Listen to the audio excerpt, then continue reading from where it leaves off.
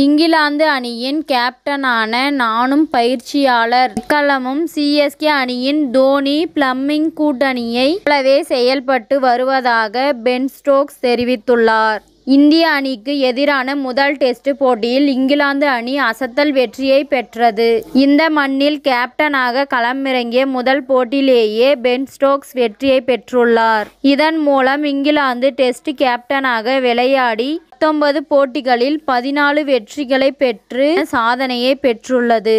இதற்கு அந்த அணியின் பயிற்சியாளர் மெக்கல்லமும் முக்கிய காரணம். பேஸ்பால் யோசனையை கொண்டு வந்ததோடு அதற்கேற்ப வீரர்களை மனதளவில் தயார்படுத்தி ஒவ்வொரு வெற்றிகளையும் ஈட்டி வருகிறார். நீண்ட காலத்திற்கு பின் கேப்டனுக்கு இணையாக பயிற்சியாளர் மீதும் வெளிச்சம் பட்டு வருகிறது. எப்படி இவர்களால் இது சாத்தியமாக்கப்பட்டது என்ற ரசிகர்கள் பலரும் வியந்து வருகின்றனர். நியூசிலாந்து அணியின் முன்னாள் வீரர்களான ஜான் ரைட், ஸ்டீபன் பிளமிங் வரிசையில் மெக்கல்லமும் மிகச்சிறந்த பயிற்சியாளர் என்ற நிலையை எட்டி பிடித்துள்ளார். இது குறித்து இங்கிலாந்து கேப்டன் பென் ஸ்டோக்ஸ் பேசுகையில், கடந்த IPL சீசனில் சிஎஸ்கே அணிக்காக ஒப்பந்தம் செய்யப்பட்டேன். என்னால் அதிக போட்டிகளில் விளையாட முடியவில்லை. ஆனால் நாங்கள் தொடரை வென்றோம். ஆனால் IPL தொடரின் போது தோனி மற்றும் ஸ்டீபன் பிளமிங் இருவரும் எப்படி செயல்படுகிறார்கள் என்பதை அருகில் இருந்து பார்க்க முடிந்தது. இவர்கள் இருவருடனும் ஏற்கனவே புனே அணிக்காக விளையாடிய போது இருந்திருக்கிறேன். இவர்கள் இருவரும் எப்படி புரிந்து கொண்டு ஒன்றாக இணைந்து அதனை முடிவுகளையும் எடுக்கிறார்கள் என்பது அனைவரும் பார்க்க வேண்டிய ஒன்று.